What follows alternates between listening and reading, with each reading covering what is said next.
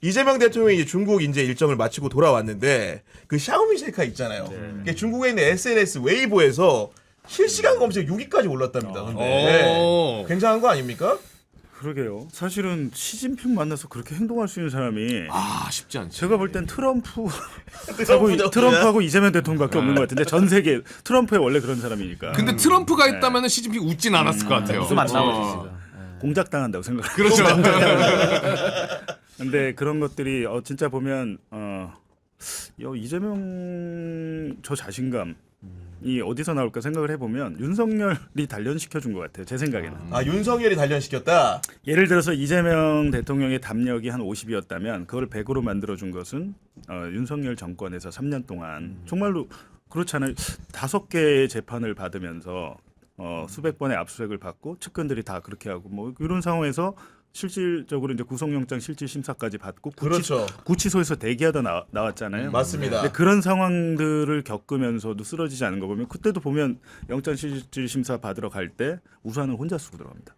비가 왔어요 그날. 근데 그런 것들을 보면 그 정신력을 저렇게까지 강화시켜 준 것은 윤석열이다. 일정 부분 이제 저렇게 이제 그 정도의 사람이 담력이 생기고 경험을 하고 나서는 대통령이 됐으니까 사실은 대통령 뭐 우리 2번 못 하잖아요. 그렇죠. 한 번 하는 건데 아마 본인이 하고 싶었던 걸 다 하려고 하겠죠.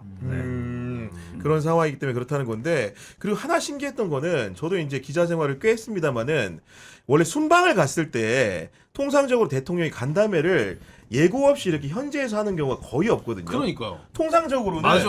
기내에서 오고 갈 때 해요. 근데 맞아요. 어제 같은 경우에 딱 대통령이 상하이 있는 호텔에서 기자들 불러놓고 오찬 간담회를 정말 갑자기 한 거거든요. 어떤 배경이 있다고 보십니까? 그러니까 저는 뭐 봉지욱 기자님 말씀대로 그 담력도 담력이고 전 정말 자신감이 국정 운영에 정말 가득히 느껴진다고 봅니다. 그러니까 뭐 예를 들면 국정보고회도 생중계 형태로 하고 또 이해운 지명자도 그 자신감의 발로라고 저는 보니까 그러니까 좋은 의미에서의 자신감인데 이 외교도 지금 이재명 대통령께서 다자 외교 했죠. 또 외교 다 복원해 채널들 다 복원했죠. 물론 이제 대사들은 지금 더 가야 될 부분은 남아 있습니다만은 거기다 관세 협상 마무리 잘했죠. 박수 받았죠.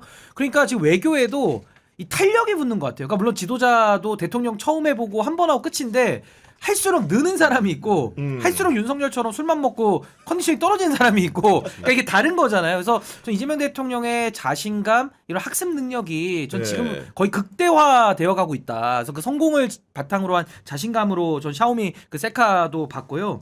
그리고 그런 간담회 같은 경우도 이재명 대통령은 누가 당연히 써주기도 하겠지만은 그걸 보고 소화를 시켜가지고 그 현장에서 이거를 잘 풀어내는 이런 순발력이 만들어내더라고요. 굉장히 뛰어나고 이런 소통 능력이 워낙 좋기 때문에 참 그런 면에서는 그게 뭐 정상들 간의 대화 그리고 해외에 나가서도 간담회식으로 기자들과의 격이 없는 소통 그러니까 이런 것들이 가능한 그러니까 대통령으로서의 약간 그 완성형 모델로 저는 지금 활동하고 있는 거 아닌가. 그래서 아마 계속 그 해외 나가면 나갈수록 과거에 윤석열 시대 때는 지지율이 답보 상태거나 떨어지잖아요. 가가지고 막 이란의 UAE에 적은 막 이란이다 이런 얘기하고 들어오니까 지지율이 떨어지는데 이재명 대통령은 말 그대로 대통령다움을 보여주고 있으면서 저는 계속 지지율도 해외 순방과 맞물려서 올라가는 그런 효과가 있지 않을까 싶어요. 아니 봉 선배도 잘 아시겠지만 통상적으로 이제 기관장 같은 사람들이 45분 간담회 한다고 하면은 거의 규격해서 맞춰서 끝내는데 이재명 대통령은 어제 20분을 더 하더라고요. 그런 사람 잘 없지 않습니까?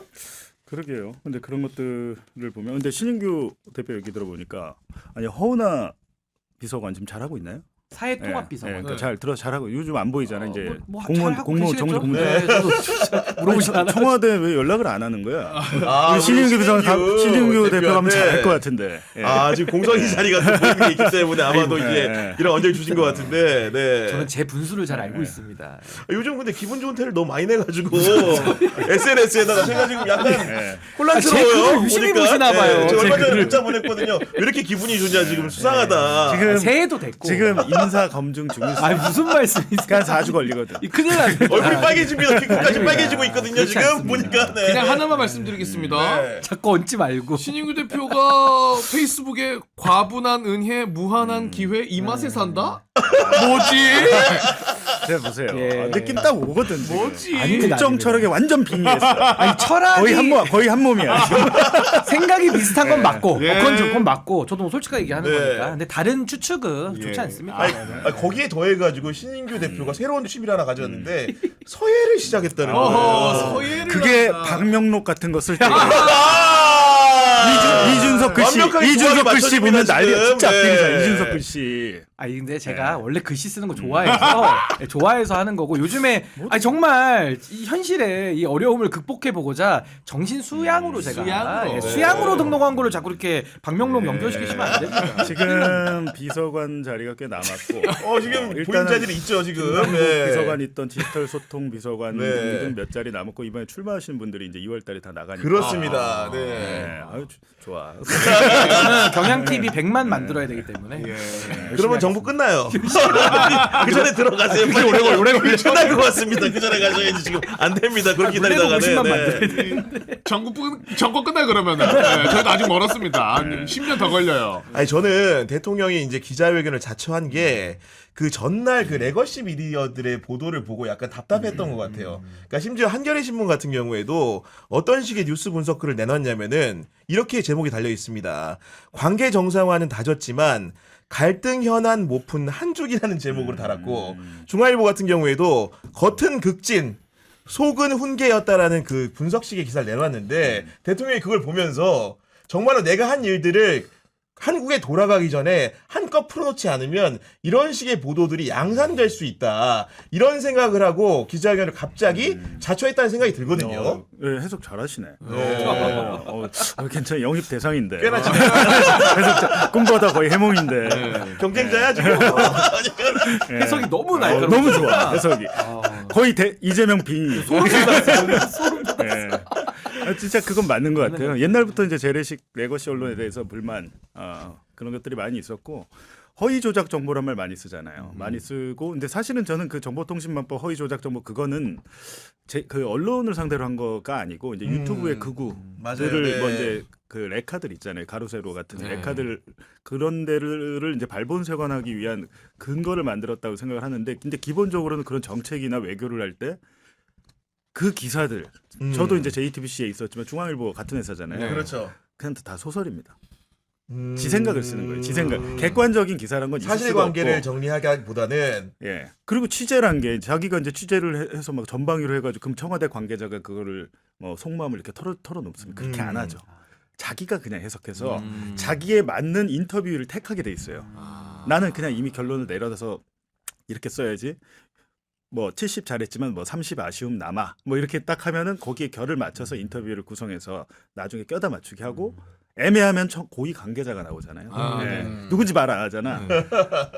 가끔은 그걸 안 하고 그냥 그렇게 쓰는 사람들이 있습니다. 특히 신문. 네, 진짜로. 신문에 특히 옛날 레거시 언론들은 저는 이렇게 보면 아이폰 쓰는 기자들이 있어요. 아니 그 나중에 그 문제 생기면 어떻게 하려고 아이폰을 써요 그랬더니 자기는 받아 적는다는 거야. 이제 옛날 좀 오래된 저보다 선배들은 수첩에 다 받아 적잖아요. 빼곡하게 받아 쓰는데 그게 이제 재판에 가면 가끔은 그게 증거로 활용되기도 하지만 적어놓은 게 노트가 그렇진 않잖아요. 그거를 녹음 파일을 해놓으면 더 확실한데 그렇게 안 하는데 어린 기자들이 좀 그걸 그렇게 간다. 조작이 많죠. 가끔 보면 예전에 KNN인가요? 쥐가 인터뷰가 돼가지고 지 목소리 해가지고 변조해서 했다 걸렸잖아. 그러니까 그런 식으로 유혹이 많은데 아니, 정말로 아닌 것들이 있잖아요. 근데 큰 미디어가 조중동에서 나왔어. 이거 진짜 아니야라고 하면 답답하겠죠 대통령은. 그래서 직접 그러니까요. 나서는 네. 거죠. 네. 내 직접 얘기해줄게 이렇게 하는 거죠. 이게 기본적으로 이제 어제 그 간담회 주제가 보면은 한한령에 대해서도 설명을 했고 서해 고조물 문제 같은 경우에는 실제로 어떤 식으로 논의가 오갔다는 것들을 국민들이 충분히 알 수 있게 설명을 했는데 아마도 그런 성과들이 있음에도 불구하고 마치 공수표 빈손으로 돌아간다 이런 느낌을 주는 보도들이 나오다 보니까 그걸 좀 못 참은 것 같다는 느낌이 들어요. 아니 못 참은 게 아니고 네. 그거를 또 해석해서 자기들이 알아서 쓸까봐 대통령의 워딩을 하면 대통령의 워딩으로 나가잖아요. 정확한 워딩을 주자. 그러니까 네. 저는 전부터 얘기한 게 청와대 고위 관계자 하지 말고 청와대 홍보수석이면 홍보수석, 정무수석이면 정무수석, 청와대 밝혀 쓰자. 우리 옛날에 청와대 대변인도 다 청와대 고위 관계자 뭐 이런 식으로 해서 맞아요. 쓰는데 그렇게 썼죠. 대변인인데 국민들만 모르는데 기자들은 다 알고 있어요. 이게 백브리핑에서 이 표현이 대변인이 누군지. 얘기하고 수석이 얘기하고 다 알고 있는데 국민들은 몰라. 관계자 관계. 근데 그런 관행을 없애야 됩니다.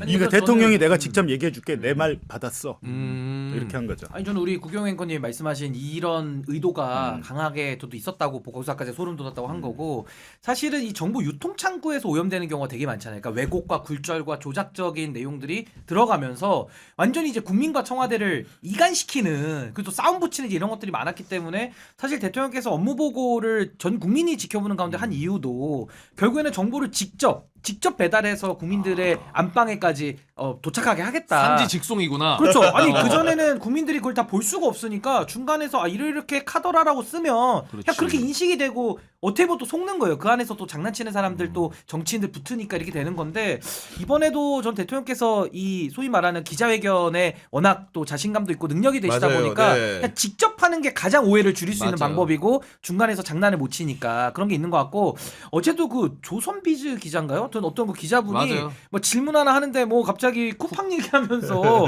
뭐 중국인과 관련된 거 뭐 얘기했냐. 그러니까 대통령께서 어쩌라고요라고 그런 식의 대답을 할 수밖에 없는 질문을 하잖아요. 그러니까 그거는 뭐 질문에 대한 평가도 국민들이 하시는 거고 또 거기에 대해서 대통령께서 얼토당토하는 근거 없는 얘기를 자꾸 하니까 그걸 국민들 앞에 다 보여주는 효과. 그러면서 저는 오해를 다 불식시키는 것이 훨씬 더 이 정보를 생생하게 국민들이 받아들일 수 있지 않을까. 그런 지금 생각이 듭니다. 업무 보고부터 간담회부터 이렇게 이어지는 흐름들을 보면은 모든 행정 사항들을 투명하게 국민들에게 공개하겠다는 건데 저희가 지난주에 금요일 방송을 하면서 김현지 부속실장도 아마도 공개석상에 나오게 될 거다라는 예언을 해드렸는데 보란 듯이 어제 간담회에서 김현지 실장을 동행하면서 나왔고 심지어는 기자들과 한 테이블에 앉혀가지고 대화도 시켰어요.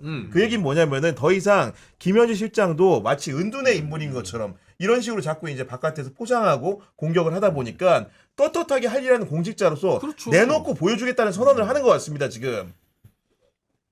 근데 사실은 최측근은 뭐 많이 알려진 대로 사실은 정진상 정무조정실장 그리고 김영전 부위원장이잖아요. 근데 두 분이 이제 재판받고 하다 보니까 없잖아요. 네. 없다 보니까 이제 그런 것들이 김현지 실장한테 다 집중이 되는데 그렇죠. 네. 사실은 그 뭐 중앙일보나 이런 기사 보면 기가 차더라고요. 제가 근데 저는 사실관계를 어느 정도 좀 안다고 생각하는데 네. 맞죠. 만약 본인은 엄청 답답했을 거예요. 김현지 실장 본인은 엄청 답답했고 그런 공세를 당하면서 본인은 아마 국정감사도 나가고 싶었을 거예요. 나가고 싶었어. 아마 차라리. 거기서 국민의힘 의원들이랑 싸우고 싶, 주진우 같은 애들이랑 싸우고 싶었겠지. 왜냐하면 너무 말도 안 되는 소리들을 하니까. 근데 대통령이 기본적으로 다 뭐라고 했으면 공무원은 그냥 그 본인의 그 도구라고 했잖아요. 국정 철학을 이루기 위한 도구고. 그렇습니다. 이해훈 장관 후보자도 도구로서 사용이 되는 거고. 근데 그 도구가 생각했던 것과 다르거나 엉뚱한 일을 하면 그 도구는 교체가 되잖아요. 김현지 실장이랑 뭐 다릅니까? 다를 게 하나도 없는 소위 거죠. 말하는 네. 그 성남파 뭐 김남준 대변인 마찬가지죠. 했는데 국정 철학을 이루는데 그 도구로서 효용이 없거나 일을 잘 못하면 교체가 되겠죠. 그렇습니다. 근데 딱 그 수준이에요. 네.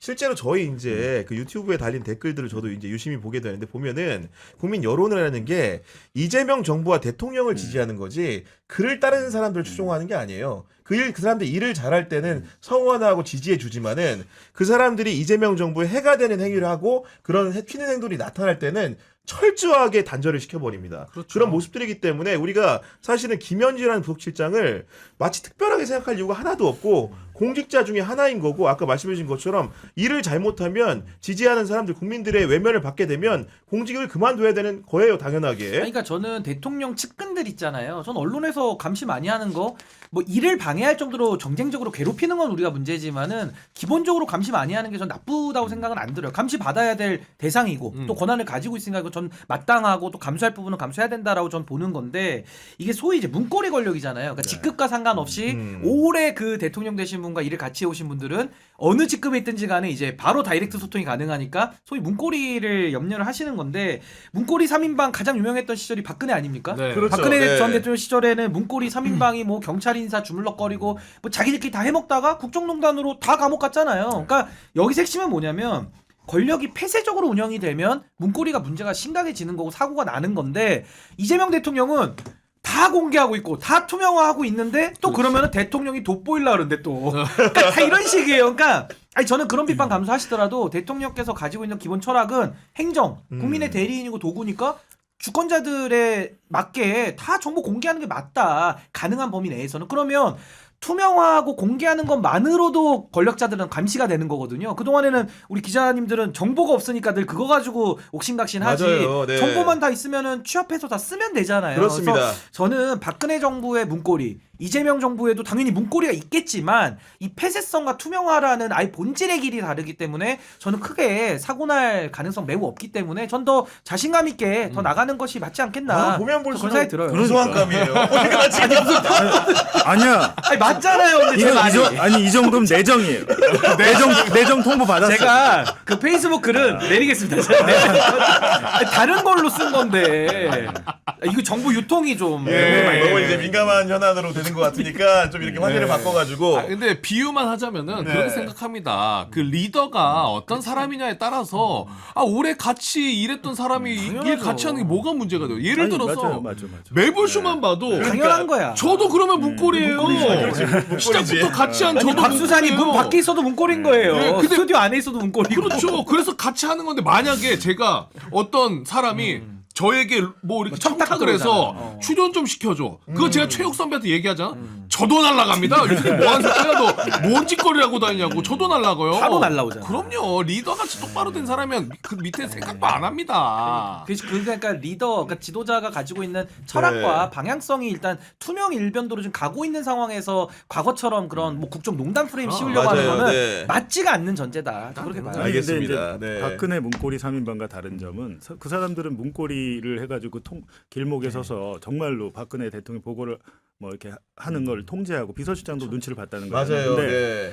그런 게 아니고 지금은 제가 볼 땐 그 김현주 실장의 역할은 일종의 메신저 그런 역할이고 이제 저는 예전부터 노무현 대통령 때도 코드 인사한다고 난리인데 대통령 한 번 하는데 코드 인사해서 내가 이렇게 한번 해보겠습니다. 그래서 실패하면 정치적으로 책임을 지면 되는 거 아닙니까?